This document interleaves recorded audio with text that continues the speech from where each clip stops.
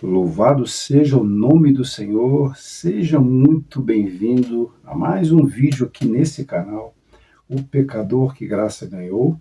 O meu nome é Marcos Welbert, eu não sou pastor, não sou apóstolo, não sou diácono, não tenho teologia, mas estou aqui para desfrutar da palavra de Deus com cada um de vocês e aprendermos juntos um pouco mais da palavra. A gente vem então aí numa sequência de vídeos, primeiro falando sobre o medo da morte. No último vídeo nós falamos sobre o medo da morte versus salvação. Tá? Eu vou deixar aqui o card para que você tenha acesso e possa assistir. E hoje nós vamos falar do medo da morte versus o reino de Deus. Existe então essa confusão no meio do povo de Deus. E principalmente com as palavras que Paulo fala lá em Gálatas 5. Começa no 16, se você quiser dar uma lida, mas o que interessa para a gente está aqui no versículo 19. Diz o seguinte: ora, as obras da carne são conhecidas e são prostituição, impureza, lascívia, idolatria, feitiçarias, inimizades, porfias, ciúmes, iras, discórdias, dissensões, facções, invejas, bebedices, glutonarias e coisas semelhantes a estas, a respeito das quais eu vos declaro, como já outrora vos preveni, que não herdarão o reino de Deus os que tais coisas praticam. Irmãos, vamos lá. Como eu disse, muitos pregadores pregam isso há bastante tempo e causam um certo pavor entre os irmãos. Olha, se você morrer em pecado, você vai para o inferno. Se a gente partir da informação que nós temos lá em Romanos 7, a partir do versículo 15, o pecado, ele habita na nossa carne. Então está conosco 24 horas por dia. O mal já está dentro de nós, infelizmente. E todos os dias nós vamos pecar, irmãos. Existe uma passagem em 1 João, vamos dar uma olhadinha aqui rapidinho. 1 João 1, versículo 7, 8 e 9. Olha só que interessante. Se, porém, andarmos na luz como ele está na luz, mantemos comunhão um com os outros. E o sangue de Jesus, seu Filho, nos purifica de todo o pecado. Versículo 8. Se dissermos que não temos pecado nenhum, a nós mesmos nos enganamos, e a verdade não está em nós. Se confessarmos os nossos pecados, ele é fiel e justo para nos perdoar os pecados e nos purificar de toda a injustiça. E você vai tirar todas as suas dúvidas. Se você tiver alguma pergunta, coloque nos comentários. Se você tiver ideia para um outro vídeo, alguma dúvida que você tenha, coloque nos comentários. Nós vamos orar e vamos gravar para colocar aqui no canal em nome de Jesus. Então vem comigo e vamos juntos fazer um passeio pela palavra de Deus. Amém.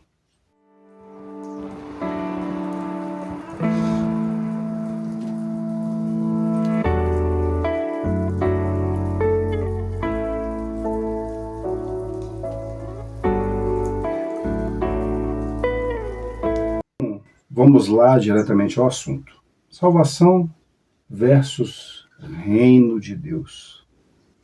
Primeiro a gente vai lá, vai dar um pulo aqui, Marcos 16, versículo 15.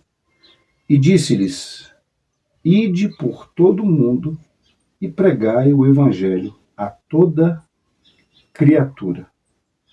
Quem crer e for batizado será salvo, quem, porém, não crer será condenado.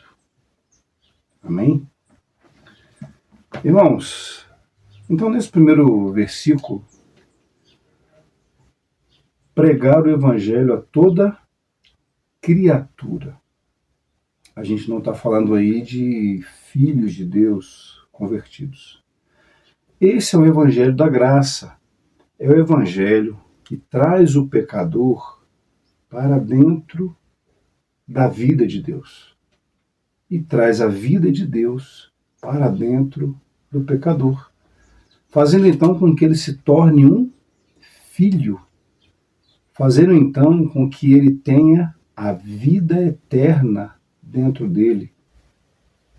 Então, logo após termos ouvido o evangelho da graça de Deus, nos tornamos então filhos. O Espírito Santo convenceu o nosso coração, gerou fé e nós confessamos com a nossa boca.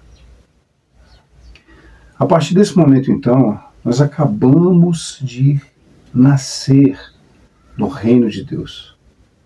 Em Colossenses 1, versículo 13, fala que ele nos transportou do império das trevas para o reino do Filho do seu amor.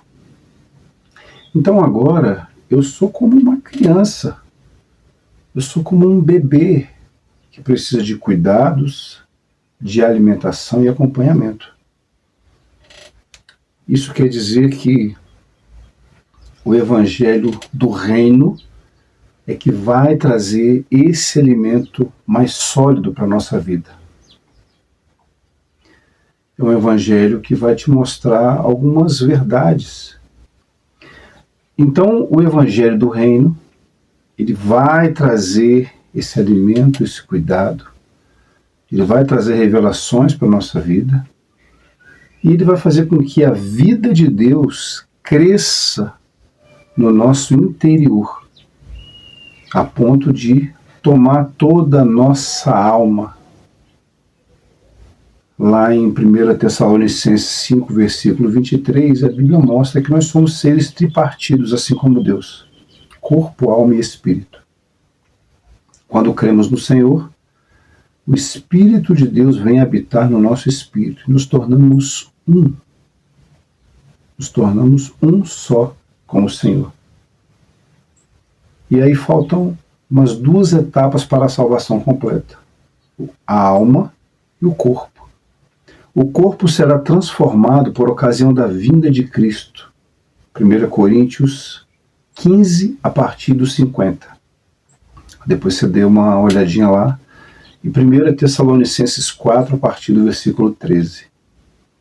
Mas a nossa alma é o mais trabalhoso. Por quê? Porque o pecado habita na nossa carne. E é uma luta na nossa mente. Está lá em Gálatas. O espírito milita contra a carne e a carne contra o espírito. É por isso, então, que precisamos alimentar o nosso espírito.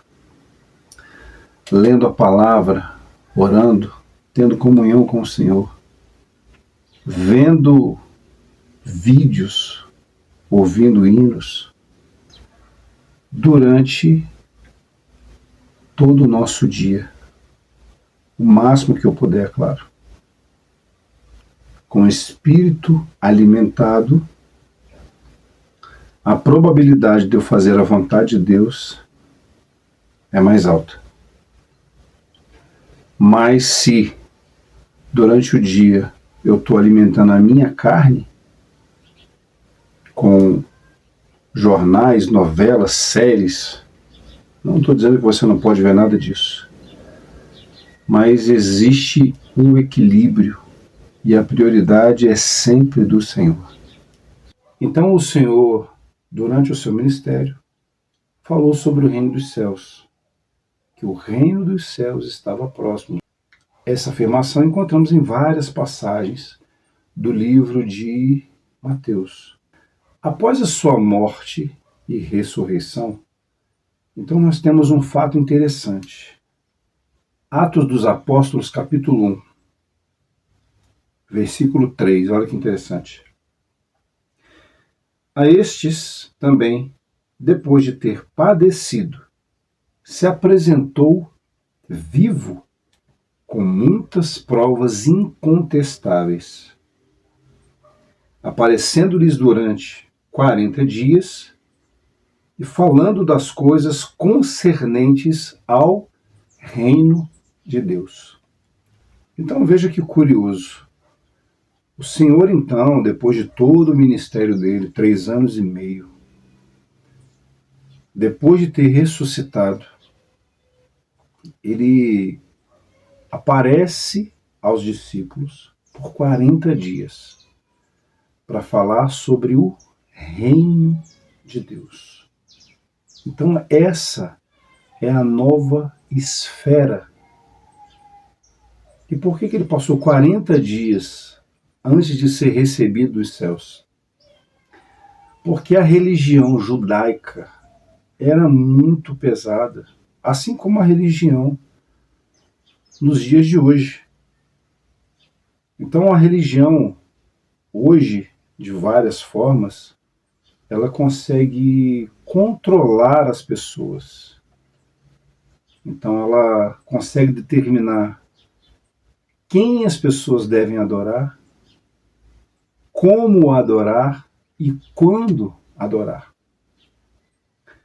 E a religião impõe regras, limites que não podem ser ultrapassados. Mas a gente vai falar disso em um outro momento. Então, o reino de Deus é algo que passa a vigorar na vida de cada um de nós a partir do momento que a gente recebe a vida de Deus dentro de nós. Então, o reino de Deus já está dentro de cada um de nós. Mas o Senhor, no final da era, quando se cumprir então o livro de Apocalipse, e nós tivermos no final a nova Jerusalém, que desce do céu como noiva, antes desse final nós vamos ter um período que é chamado de reino milenar. Ou seja, é a manifestação física do reino de Deus que vai acontecer.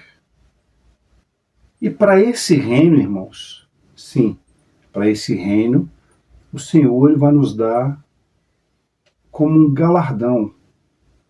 Reinar com Cristo é como um prêmio. Mas a gente não deve pensar na questão do prêmio, do galardão.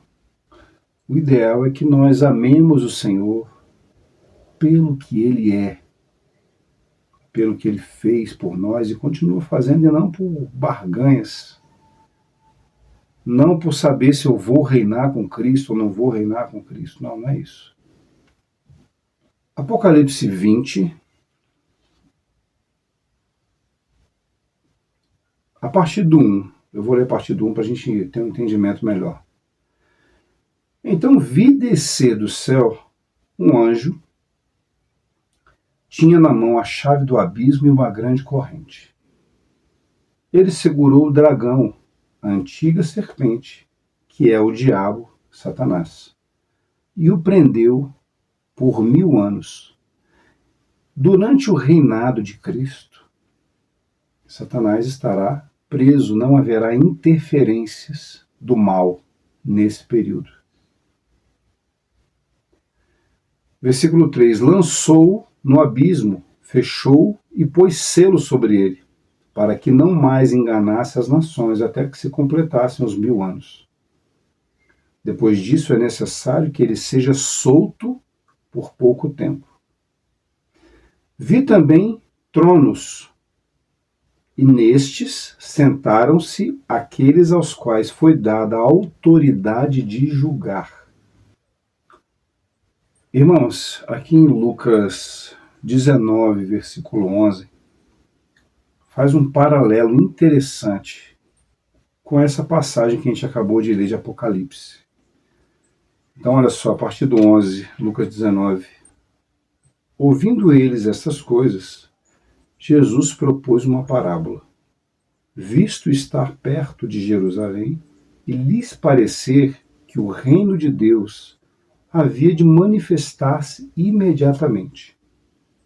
Então disse: certo homem nobre partiu para uma terra distante com o fim de tomar posse de um reino e voltar. Aqui Jesus está falando dele mesmo. Chamou 10 servos seus, confiou-lhes 10 minas e disse-lhes: negociai até que eu volte. Mas os seus concidadãos o odiavam e enviaram após ele uma embaixada dizendo: não queremos que este reine sobre nós. Quando ele voltou, depois de haver tomado posse do reino, mandou chamar os servos a quem dera o dinheiro, a fim de saber que negócio cada um teria conseguido. Compareceu o primeiro e disse: Senhor, a tua mina rendeu 10. Respondeu-lhe o Senhor: muito bem, servo bom. Porque foste fiel no pouco, terás autoridade sobre 10 cidades. Veio o segundo dizendo: Senhor, a tua mina rendeu 5. A este disse: terás autoridade sobre 5 cidades. Veio então o outro dizendo: eis aqui, Senhor, a tua mina, que eu guardei embrulhada num lenço. Pois tive medo de ti, que és homem rigoroso, que tira o que não puseste, ceifas o que não semeaste. Respondeu o servo mau: por tua própria boca te condenarei. Sabias que eu sou homem rigoroso, que tiro o que não pus e ceifo o que não semeei? Por que não puseste o meu dinheiro no banco? E então na minha vinda eu receberia com juros. E disse aos que o assistiam: tirai-lhe a mina e dai-a ao que tem 10. Eles ponderaram: Senhor, ele já tem 10. Pois eu vos declaro: a todo o que tem, dar-se-lhe-á, mas ao que não tem, o que tem lhe será tirado. Quanto, porém, a esses meus inimigos, que não quiseram que eu reinasse sobre eles, trazei-os aqui e executai-os na minha presença.